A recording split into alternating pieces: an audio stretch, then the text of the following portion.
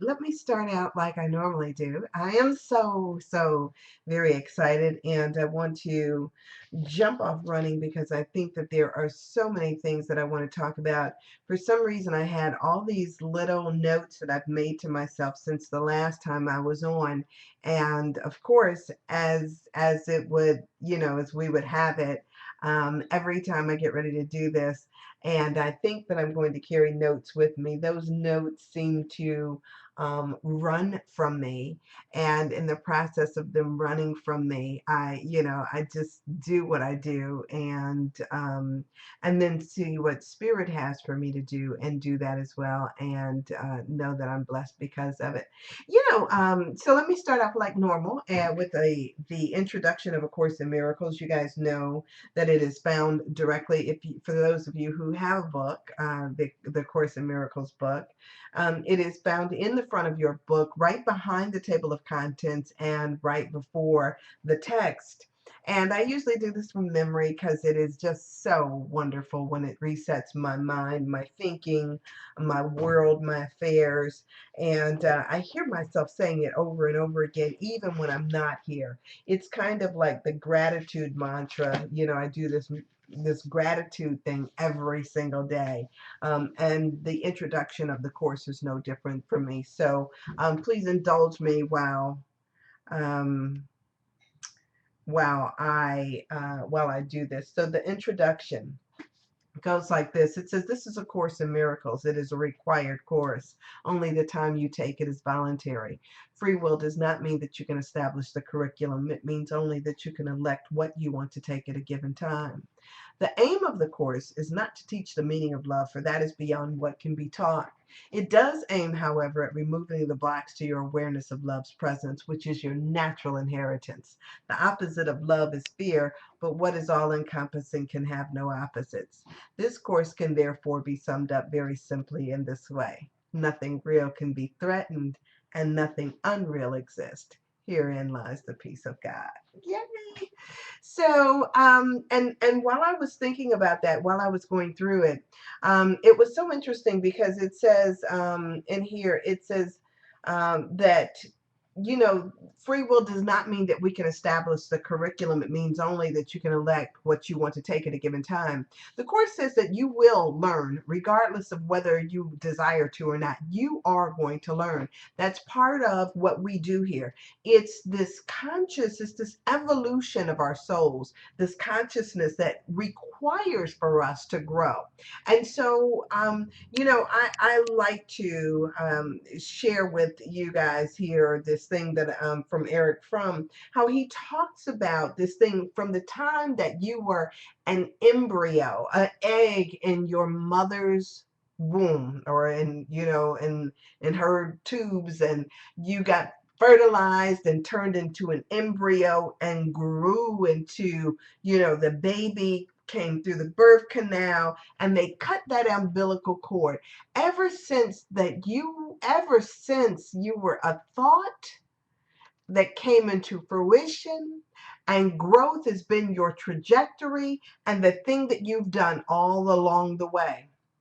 You've grown from this embryo into a baby, into a toddler, into a child, and adolescence, then adulthood. And then as we grow through this thing called adulthood, eventually we get to this thing where we are, here where we are, these grown folks. And at some point, some of us think that we reach this pinnacle of what is possible, like, in, the best days of my life. I don't know what that is for you. For some people, some people think it's their 20s or their 30s when they are at optimum, physique and physical stamina and all that stuff. And then for many people, because we have in our society thought that there is this diminishment or this decreasing of our physicality as we get older, we naturally get older, not necessarily because we're supposed to, but because sometimes we think we're supposed to be. And so as we think that we're supposed to diminish, we therefore diminish in the things that are possible for us to be and for what we do. So I don't know what that means for you. And Yeah, I don't know what that means for you guys, but for some of us, we get caught up in our thoughts. So let me say here before I go any further, for those that are watching on Ustream, I'm also on Paltalk, which is it's a whole nother program. I'm in Paltalk, and on Paltalk we have a window, and it's a chat room where people from all over the place can communicate and talk with me. And so, therefore, I also have this dialogue that's going on at the same time I may be talking to you. And also, if you are on, if you are on Ustream, there is also a social stream that is there too, where people can text messages or send messages to me over that venue as well. So I'm always open to things, and so when Dr. Tuttle asked about sexuality, do I mean sexuality? I'm just talking about the conscious evolution, the evolution as we grow in physical in our bodies, these bodies that we occupy, as well as and that was something else I wanted to touch on, that we do the same thing in our levels of consciousness. From, as we, when we were a child, we thought as a child, we did as a child, we had fun as children, and then there is this constant maturation process that goes on. And part of this process requires that we grow in our thinking, in our abilities, all of these things uh, are part of this growth process that we do. And so, we're just growing, growing, growing. But now there are quite a few people, among us, and folks all over the world, who, after they get to a certain point, I don't know what that age is for them or for you, whether it's 18 or 21 or 24 or never, that some people stop the process of growing, stop this process of what I would call conscious evolution, or somehow think that they could. The Course says that it is not up to you whether or not you are going to learn, because you will learn. What you do choose is whether you'll learn through pleasure or through pain. So it's it's kind of like I tell this story all the time about this guy. Yeah, some people plateau out. Yeah, I tell this story constantly about a guy I met. He moved here from Israel, and this was years, years, years ago for me. I shouldn't say years ago for me. It's probably about 10 years ago. And this guy from Israel came here, and he just, I don't know what he thought, but when he met me, he just thought I was just the creme de la creme. And he was so excited about meeting me. And so when we got together, we went out on a few dates, and he said to me, he said, you know what? He says, I'm going to marry you. And I thought, oh, really? Like as if I didn't have anything to say in this. And he says, yeah, he says, and I have a feeling that we're going to have a bloody path all the way to the altar, but I'll get you there. And I thought that was the funniest thing. It was as if there was no choice in how, so either you can come willingly, or it's going to be a bloody path to get there, but you're going to get there sure enough. And so, he was, dead set on this thing where he thought he was going to marry me at the time. And thank goodness he grew up and grew out of that idea and those thoughts, because it just wasn't happening on my end. But the Course tells us that we're going to learn, and whether we learn it through that pleasure or pain is up to us. So I started to think about this in the sense of this conscious evolution, this conscious embarkment upon our own growth and our ability to gain insight through the lessons that we learn that life gives us, whether we like it or not. So for all of us, we come up and we've got, you always carry a bludgeon. That's cute.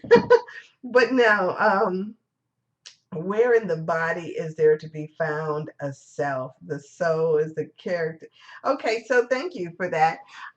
So it's this thing of us deciding for ourselves this conscious evolution. And part of what we do in this evolving of the self is that we get a chance to take the life lessons that come to us, whatever it is something that is there for us and for our own growth.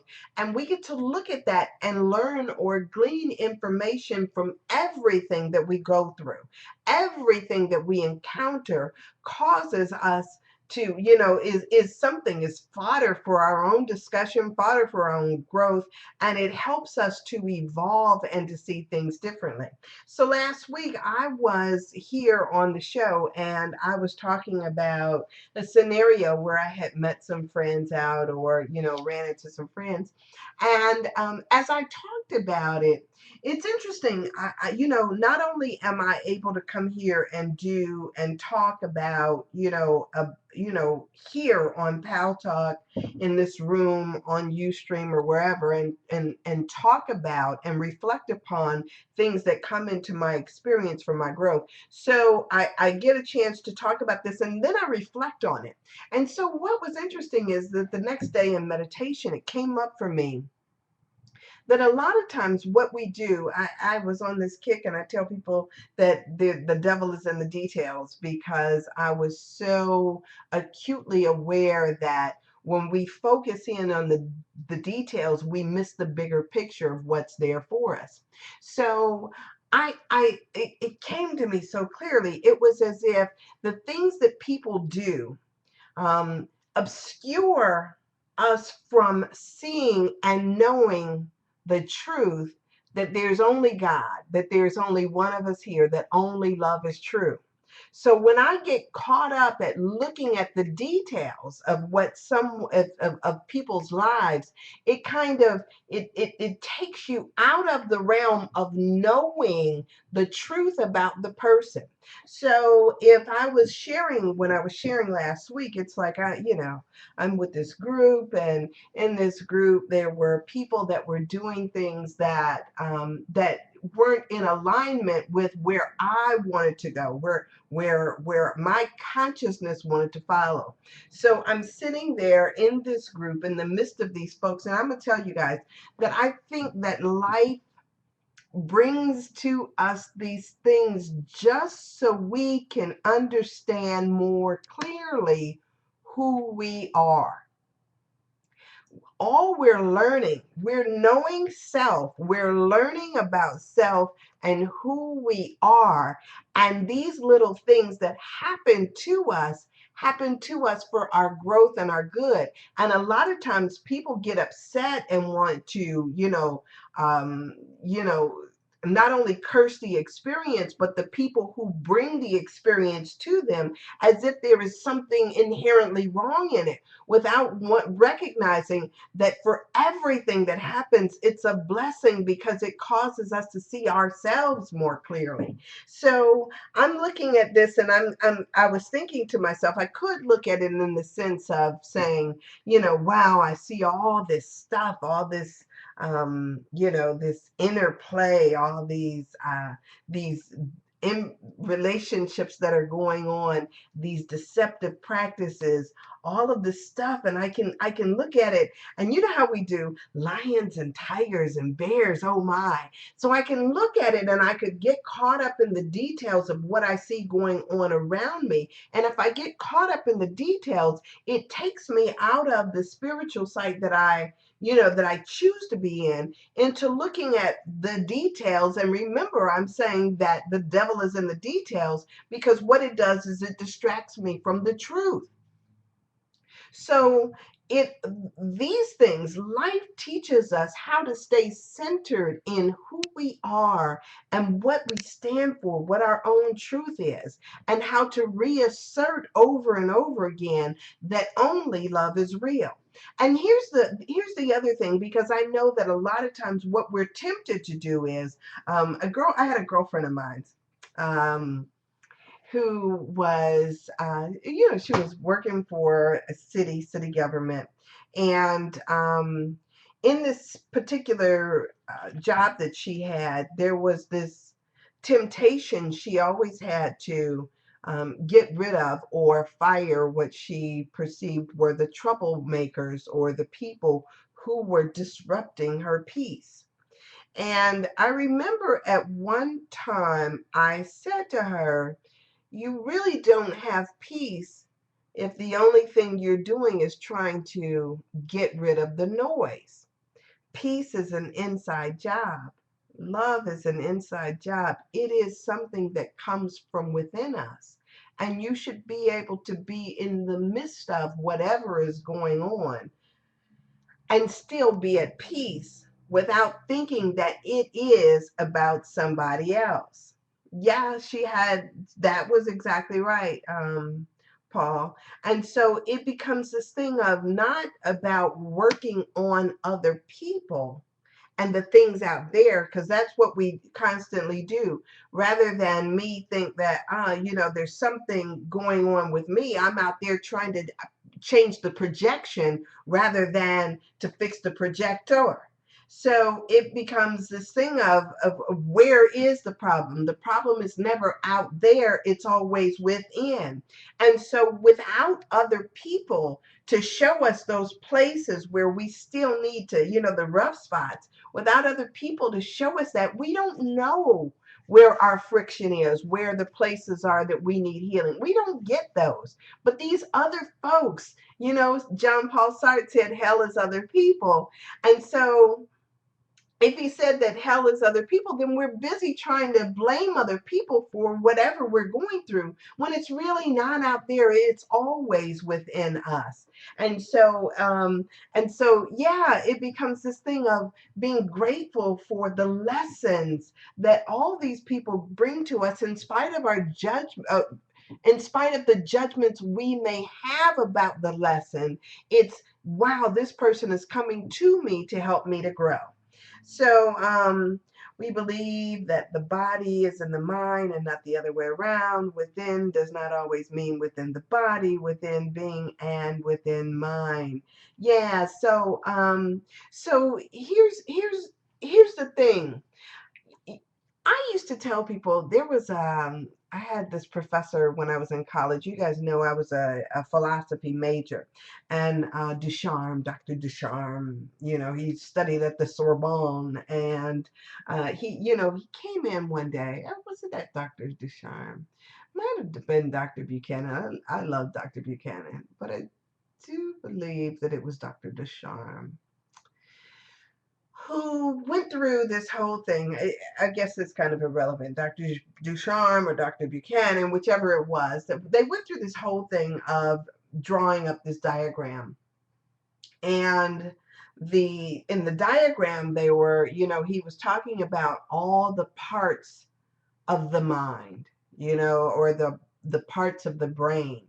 And he drew the diagram about the synaptic nerves, the left brain, the right brain, where this place is where they had memories. And if they put a pin or stimulated this part of the brain, it had all these different things that went on.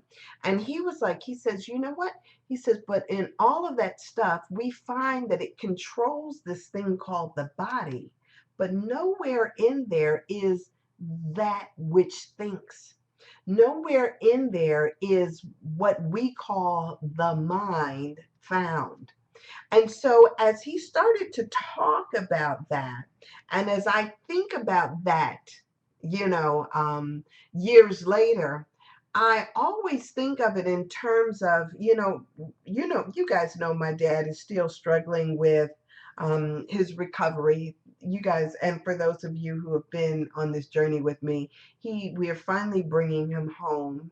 He is still he is still very much not able to do anything, but we're bringing him home nevertheless. And I am so thrilled. I can't tell you how thrilled I am to be able to, and it could go partly with my control issues. So they can stop sneaking all these medications in on him that causes him to be non-responsive and lethargic and all this other stuff. And hopefully we can, you know, offset all these urinary tract infections and other infections that he's getting from the settings that he's in. And so with my control issues, I am so happy that we're able, even though I know it's going to be so much more work, and you know, I'll have internet and all that other stuff, so I'll be able to talk to you guys still, but we're bringing him home, and that's wonderful. But as I watch my dad, and as I interact with these doctors and nurses and healthcare professionals and get all the nuts and bolts in it, I realize that, you know, there is this, you know, this practice of medicine is what, you know, what goes on as we talk about this body temple that we have. You know, this body that is, you know, with all the veins and the circuitry, the nerve endings, the heart, the all the different organs that we have, whether we're talking about the kidneys or the pancreas or the liver, or you know, any of this myriad of things that we're talking about. The funny thing about this is that no matter what we're like, no matter what we look like, you are fundamentally made up of the same stuff that I am. Our bodies act and operate in exactly the same way. I've got a heart. Some of ours will, you know, of course, be, you know, have different things that are either stagnant or flowing or stronger or whatever, but we've all fundamentally got the same thing within us. It's almost as if, like, when I look at this, you know, I have this beautiful dress that I bought just last week, and when I look at the dress and it's hanging on a hanger, I realized that if my friend Tiffany puts on the dress, that dress will look totally different on Tiffany. Tiffany will move a different way in it. Just because she puts it on doesn't mean that she'll sashay in the same way that I sashay, or that she'll look the same way that I look. It's the dress, but it's not who she is. This body, it's a body. It's filled with blood and water and nerves and circuits and all of this stuff. It's filled with all that stuff, and still it's no different than yours. And what makes it different, the difference between you and I, is not necessarily how it's shaped or how it looks, but rather this conscious mind that indwells within us, this spirit that is us, that indwells this body, this form that we have. That's what differentiates you from me. And we know that even better sitting here in the chat room, because here in the chat room, I can't see what your body looks like. You can't even see what mine looks like unless you're looking at me on Ustream.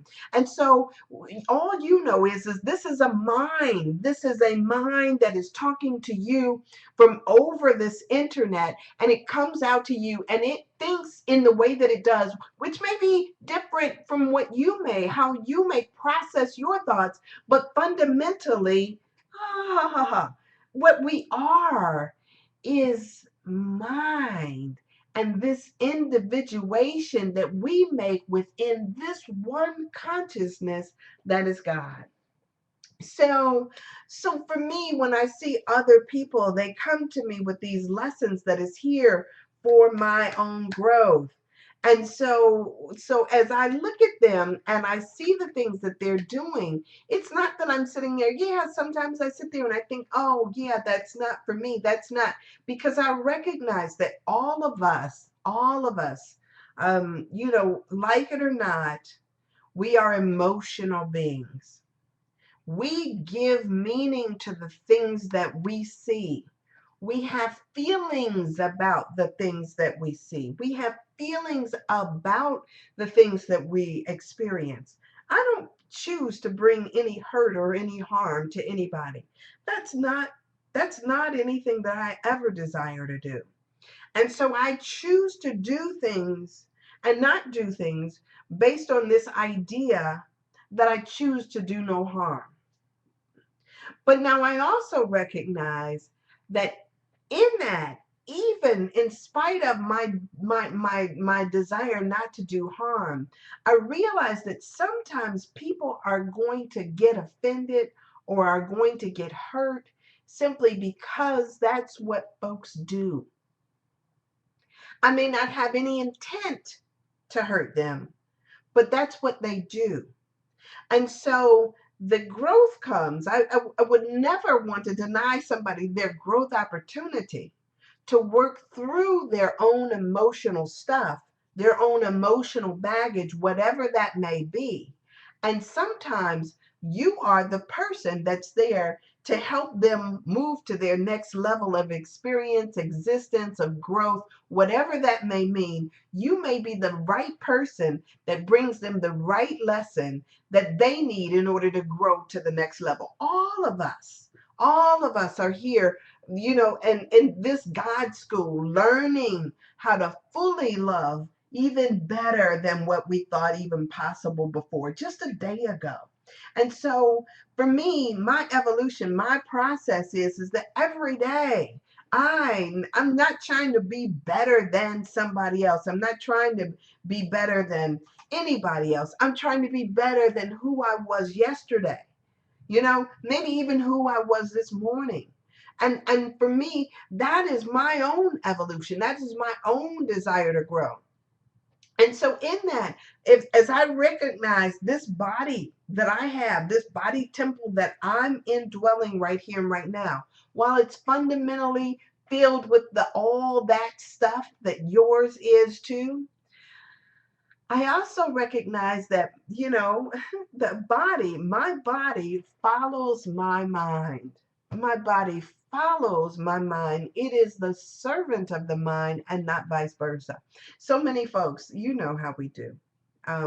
We get caught up in this idea that somehow our body, that we are just kind of like, victims of the world around us. You are not a victim of the world, you see, right?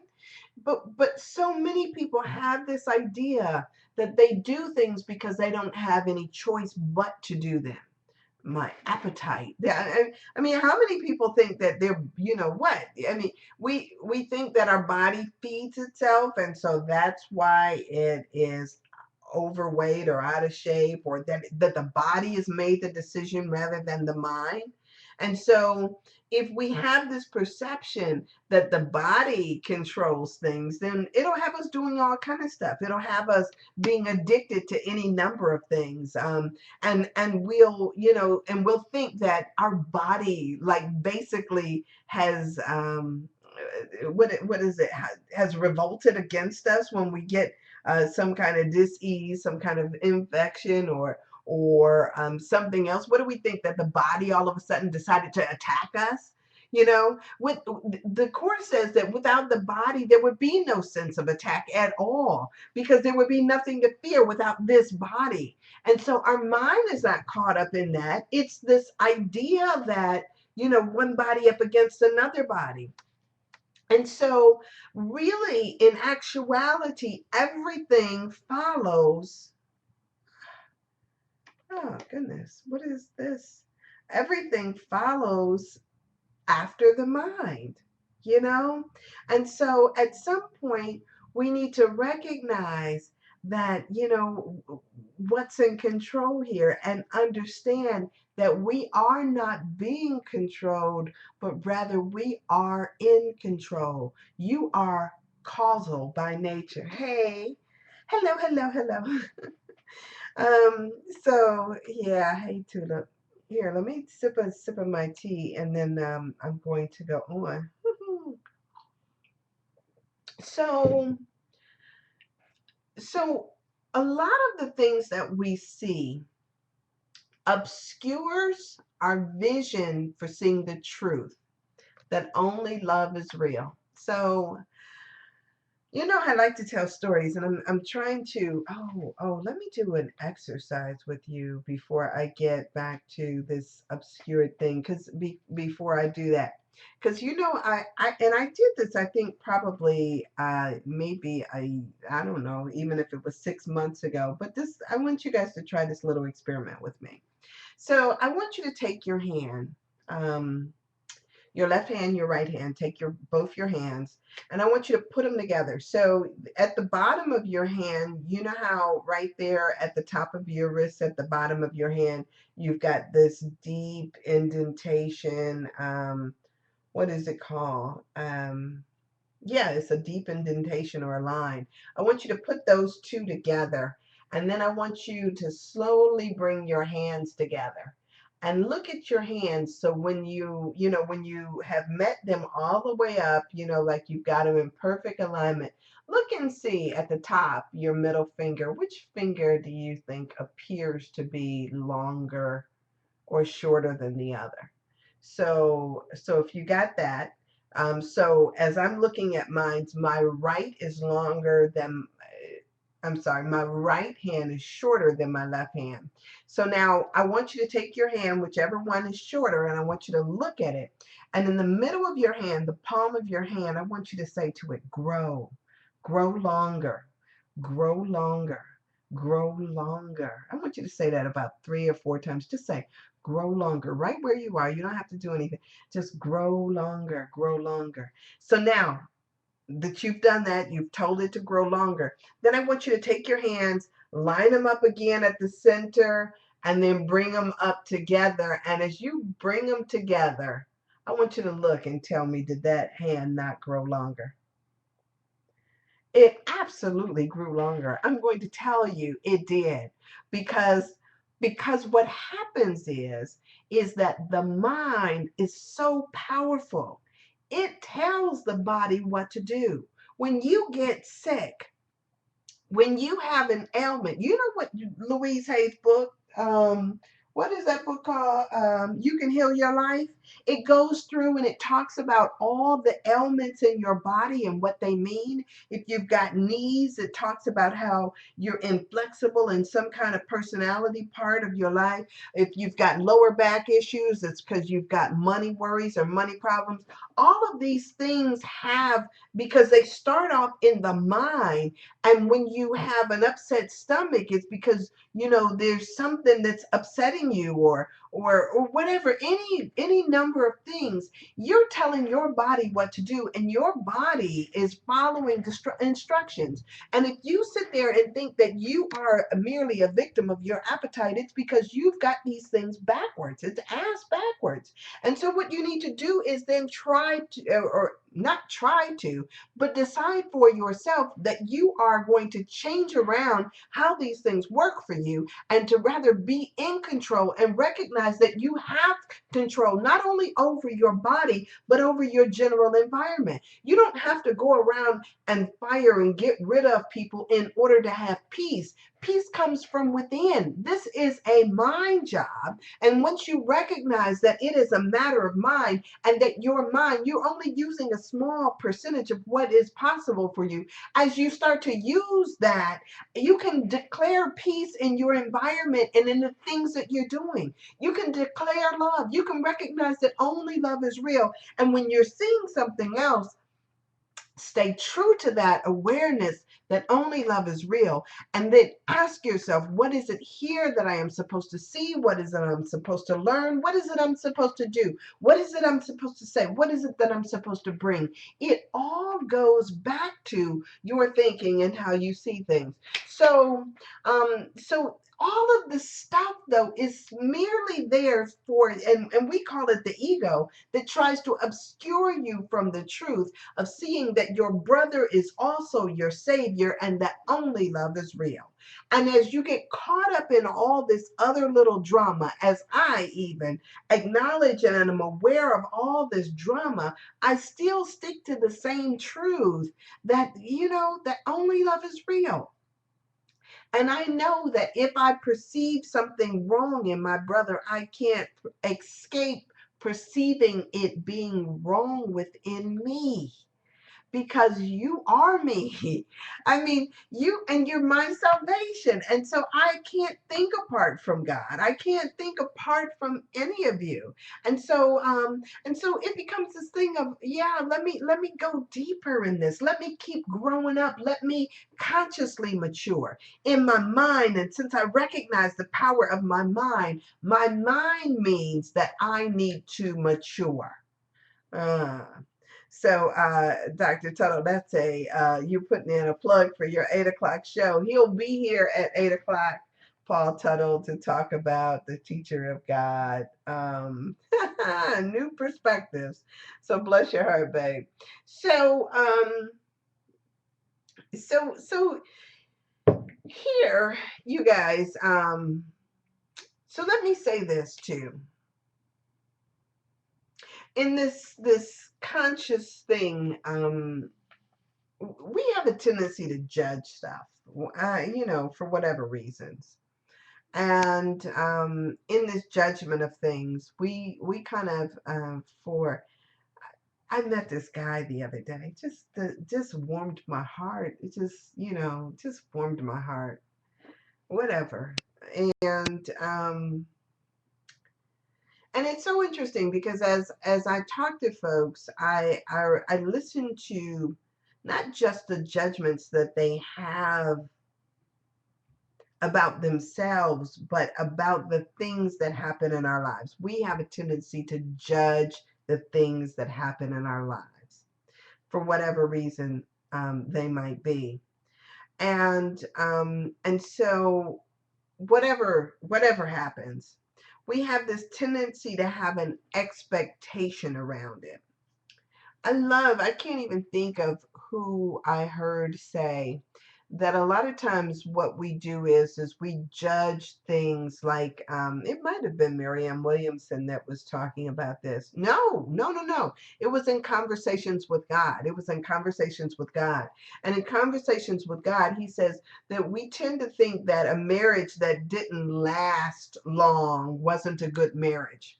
He says, and I think what he was trying to say is that we confuse length of time with depth of time or depth of relationships. So for a lot of us, we've had this idea that a relationship or a marriage needs to last a lifetime in order for it to be a good one. But a lot of times we see that folks get into these relationships, into these marriages and whatever, and they kind of just exist. It's not even like living. It's not even fun for them anymore. They just kind of exist within the context of the relationship. And when you're just existing in stuff, sometimes you just do surface stuff. I know a lot of times I run into people who really have just surface conversations. There's no real depth to it, nothing involved. You know what I mean? How's the weather today? How are things? Did you see those Browns? Did you see the game yesterday about and so it lacks this sense of depth because it's something that we can just talk about on the surface without really talking about anything significant.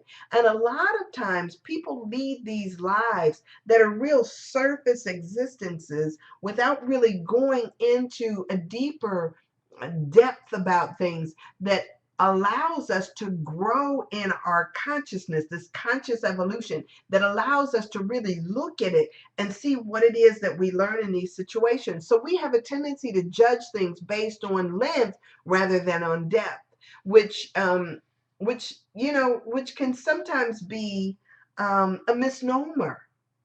Sometimes, we meet people and for a short amount of time, and the short amount of time we've known them, grow leaps and bounds because they challenged us.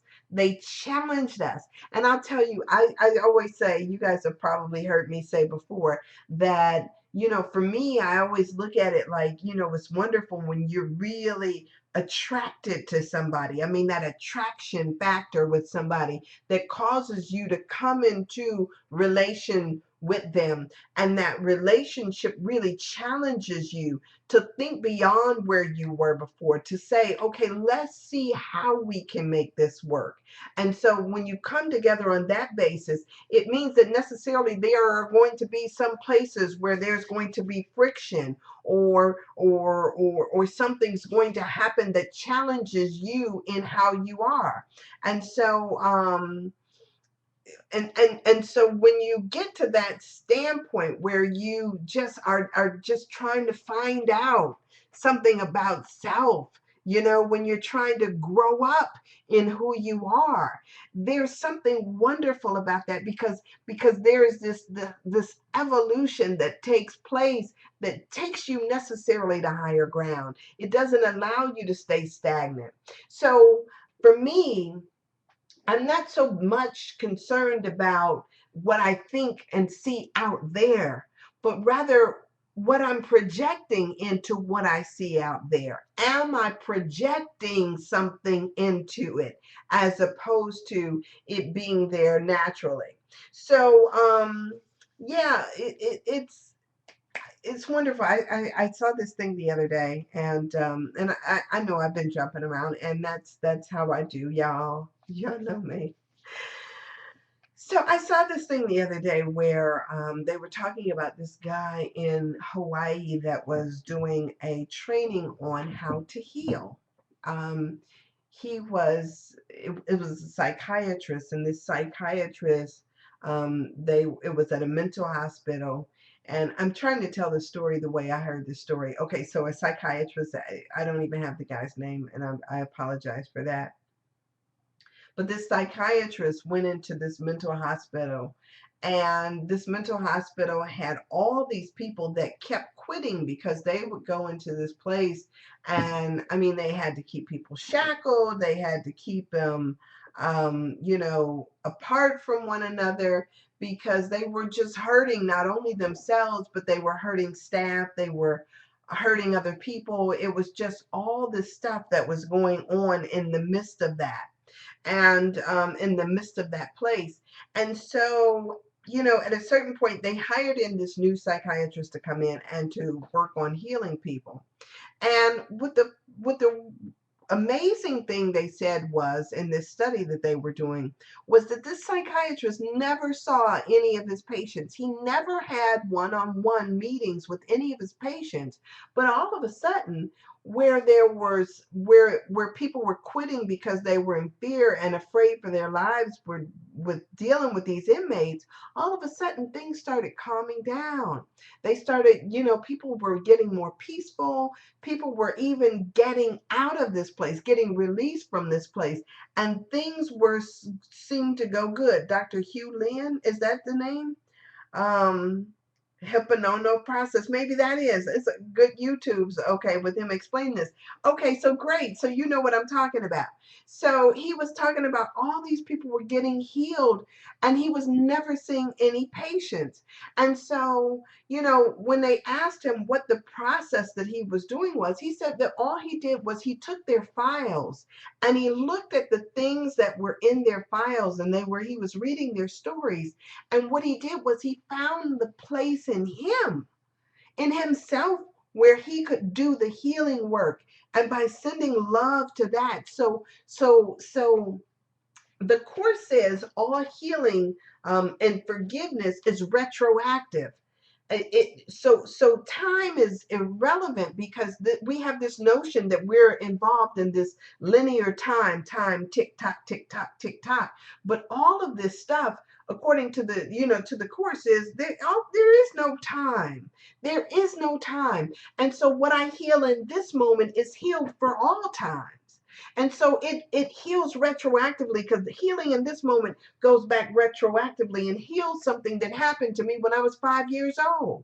And so it changes around the very structure of what we thought before. And it was the same thing with this doctor. When he looked at a person's chart, he went within himself and he did the healing work there. He sent the love there. He did the love work within himself.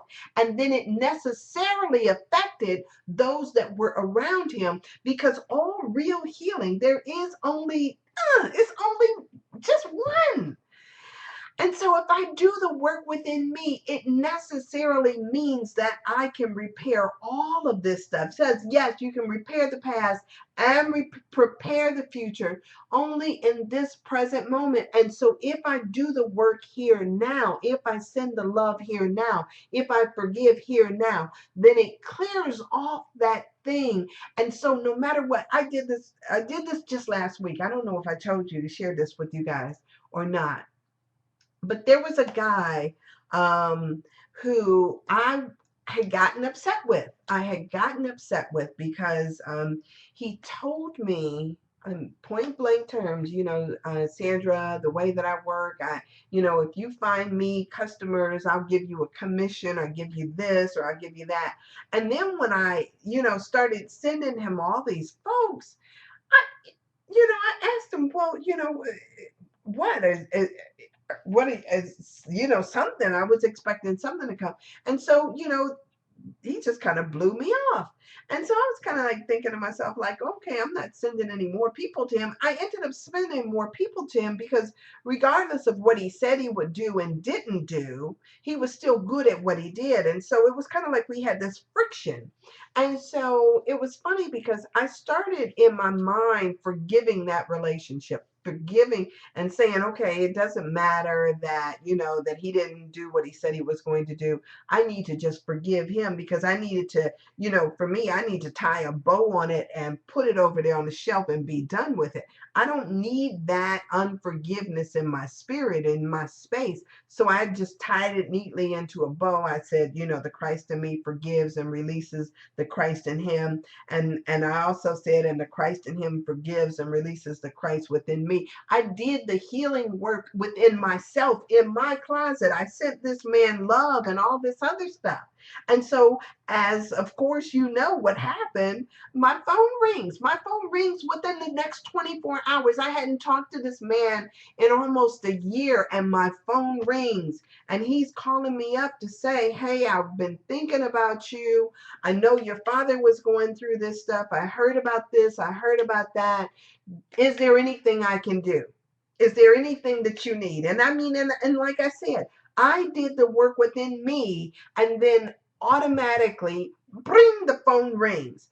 That's what we're doing here. It's not about this stuff. All of this stuff is taking place on a mental level. That is the real creative realm in which we're doing all this work. It's within our minds, it's within our spirits. And once we get those things in order, it takes care of everything else. So it's not about this thing of us running from and escaping from the lessons. It's about consciously deciding and choosing what we're going to do, how we're going to do it. And God, you know what? Show me, guide me, right? Guide me, because I don't know what this is supposed to look like. So I say, all the time to God, you know what, God, I don't know what my relationship here is supposed to look like.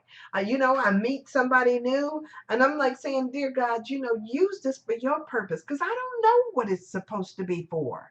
I don't know what I'm supposed to do with this. I don't even know that I'm good at these kinds of things. Just let this be. Let this, this little thing be a purpose for the healing of this world, of the healing of my brothers, the healing of myself. Show me more clearly how to see love, and how to see just the peace of God in the context of this. And so I bless those things like that. And I know, even when I come on here and I may say something that y'all don't agree with, I know I do it all the time. I know, sometimes we come on and, and we hear somebody say something, and it's not quite the way that we would say it, or how we would do it. And we tend to want to judge it. We tend to want to correct it. We tend to, let me tell her how she's supposed to be thinking and all of that stuff. But even that, in that is like a chance not for you to look at me, but rather for you to look at yourself, to look within yourself, to see your own ideas and your own judgments. I know I do it all the time. It's like when I think something is wrong, it's not wrong with you. I'm looking within me to see the places in me that is not allowing my brother to be exactly who he is. Because God is not sitting up there saying, oh, no, no, no, no, Sandra.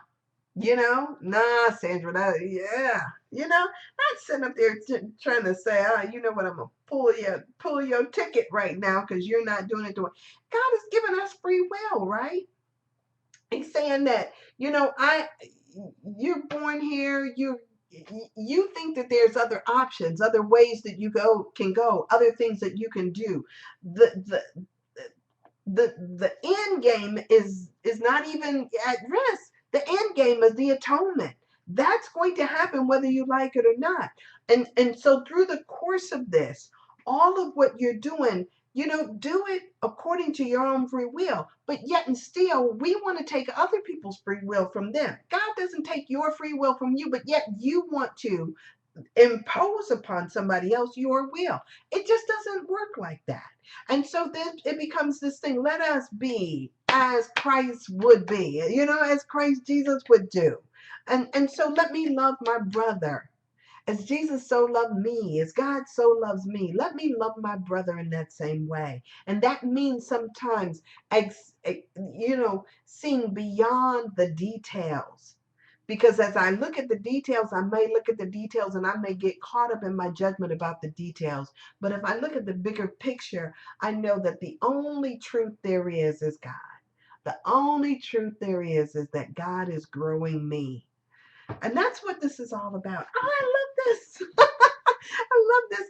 Okay, yes, there's so many different ways of saying the same thing, and we need now you need all that variety and somehow get into, yeah. And so, some people will hear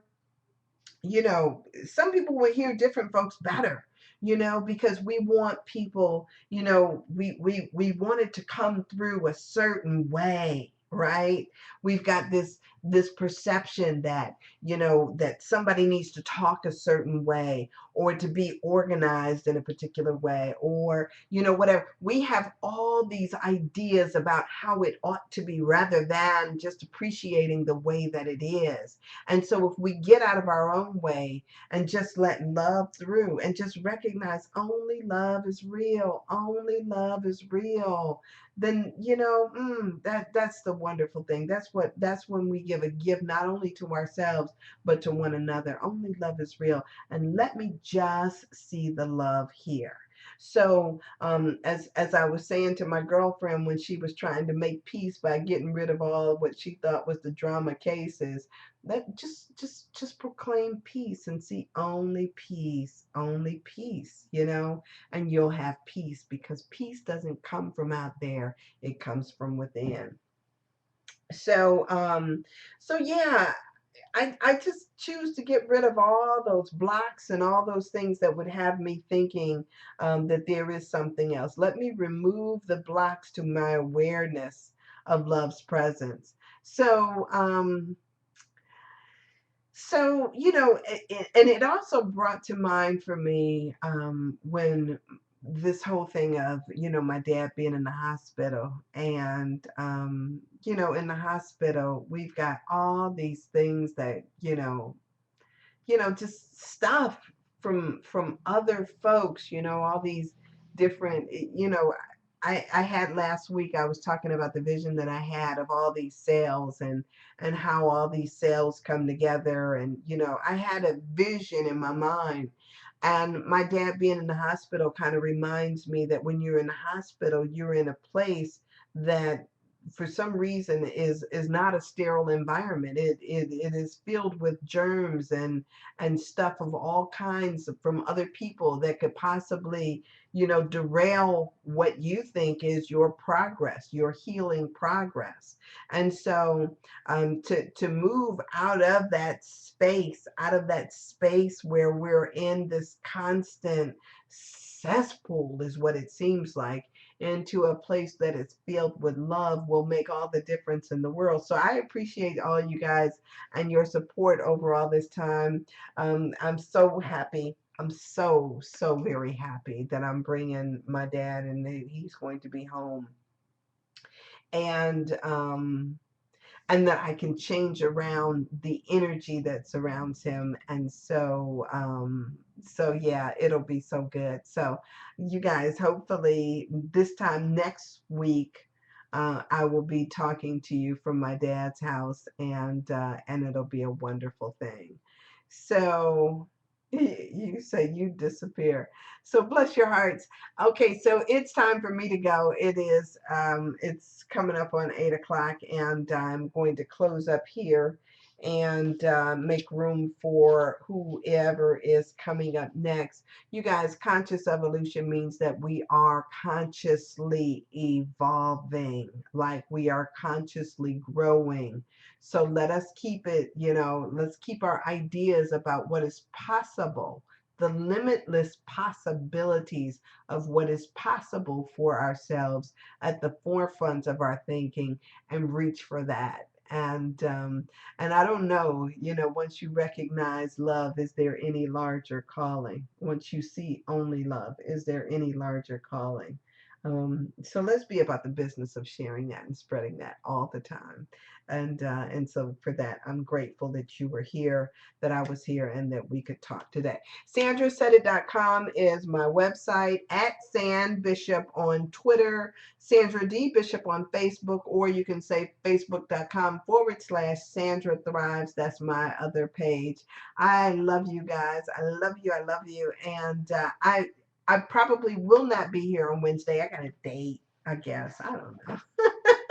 But I probably won't be here on Wednesday. So either I can set something up, or somebody can take my place, whichever that may be the case.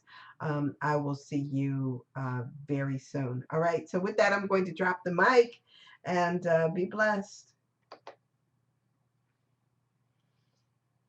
All right. So with that, I'm done here, I guess, and I will see you guys. Thank you so much for tuning in, and I'll see you next time. All right. See ya.